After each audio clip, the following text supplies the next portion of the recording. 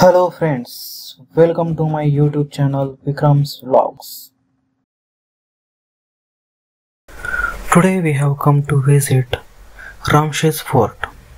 Ramshej Fort is a small fort located 10 kilometers northwest of Nashik in the Indian state of Maharashtra.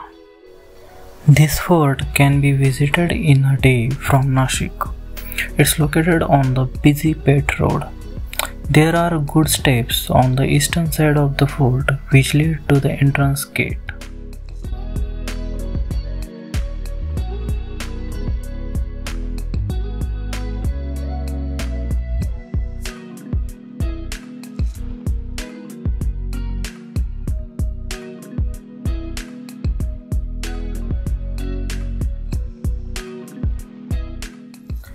Here is the Shivlinga in the cave. Rainwater is falling exactly on the Shivlinga, performing natural abhishek.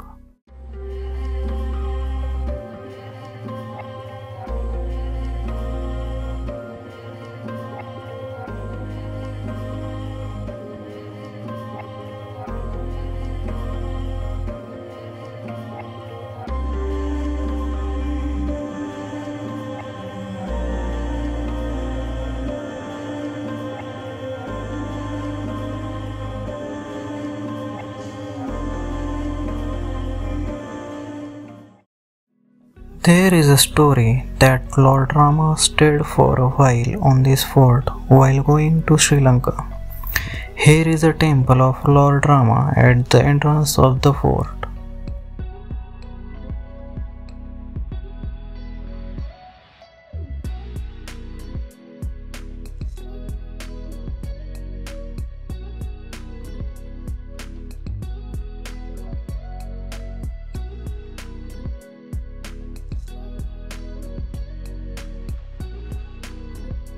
There is a water cistern near the temple holding potable water.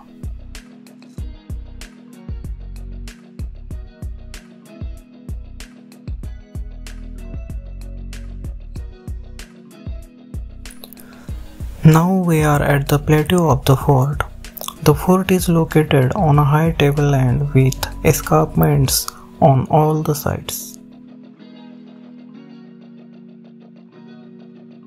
The great Maratha king Shivaji Maharaja's general Moropant Pingai had captured Ramshej in the year 1671-72.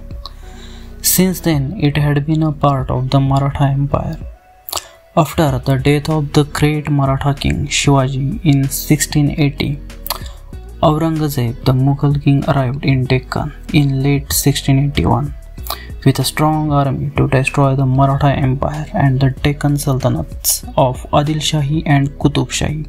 He wanted to capture the forts held by the Marathas in Nashik and Baglan region.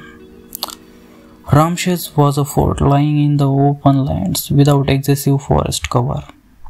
Aurangzeb thought that it would be a great idea to capture an easy fort like Ramshej right at the beginning so as to increase the morale of his troops. Ramshej Fort saw the war against the Mughal Empire for 6.5 years. The first commander was Surajit Jadhav, but after 5.5 years, he was transferred and a new commander was appointed as per the rotation of posts policy of the Maratha Empire. In April 1682, Aurangzeb sent Sahabuddin Khan, who attacked the fort. Sahabuddin Khan had vowed to capture the fort with his 40,000 army and strong artillery within a few hours. The Marathas did not succumb to his onslaught. The 600 Maratha soldiers on the fort kept his forces at bay for many months by fierce array of slingshots, hit haystack and huge stones, even though they did not have cannons on the fort. Once the Mughal artillery managed to break the fort walls in the evening, and they assumed that the fort will be captured easily. But all 600 Marathas on the fort worked for a full night and rebuilt the entire broken section of the wall, much to the despair and awe of the Mughals. Such a fierce resistance made the Mughal soldiers believe that the Marathas on the fort knew black magic. The inability of the Mughal Sardar to capture the fort started frustrating Aurangzeb. He raised a wooden platform to storm the fort, and even though it did not have cannons, it had sufficient ammunition. The fort commander had an idea and utilized amply available animal skin and wood on the fort to make wooden cannons. Coupled with the ammunition already present on the fort, these wooden cannons started inflicting heavy losses on the Mughal army. The retaliation from the Marathas was so strong that he left the responsibility to Bahadur Khan Kokaldash and went to Junnar. Bahadur Khan Kokaldash also tried to capture the fort by fooling Marathas into believing that the Mughals were preparing for a full-fledged frontal assault, while his real plan was send 200 of his best troops from the rear side of the fort by climbing the steep cliff. The Maratha commander was aware of the plan and allowed these 200 soldiers to climb the rope. Once they had climbed up the rope, he cut the rope, as a result of which 200 of his best Mughal soldiers fell and died in the valley. Bahadur Khan Kolkatash was distraught and found that Marathas were receiving secret supplies from the nearby forts. He carefully blocked all the paths to nearby Maratha forts. There was dire shortage of food on the fort.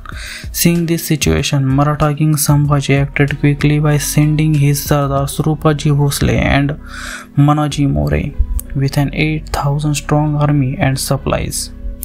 The two forces clashed at Ganeshgaon. They tried to break through the Mughal line but were unable to supply the fort. Rupaji Bhosle was wounded in the battle. Sambhaji was in great worry that his fiercely brave warriors was fighting without food. One day, due to severe bad weather, Bahadur Khan Kolkatash relaxed his encirclement for one day, enabling Rupaji Bhosle and Manaji More to supply the fort with supplies enough for 6 months.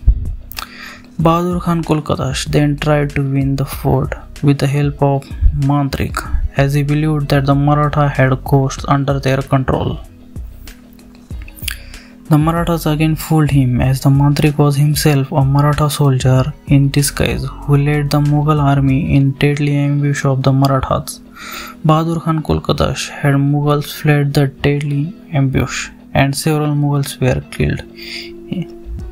Bahadur Khan Kolkatash was also unable to seize the fort. Finally, he burned the wooden platform and left the battle. The frustrated Aurangzeb then sent Qasim Khan Kismani to lead the battle, and Qasim Khan finally decided to lead 36,500 strong Mughal soldiers right into the fort with all-out assault. So the Mughal soldiers finally stormed Ramshej Fort and killed many Maratha soldiers. However, many of the Maratha escaped capture or death by using the rope which had been set by Rupaji Bhosle from the back windows of the fort. Thus many Marathas managed to escape before the Mughals finally took control of the fort. Finally, Mughals hoisted their imperial flag at the top of the fort was finally taken after a long, hard and tiring 6.5 years.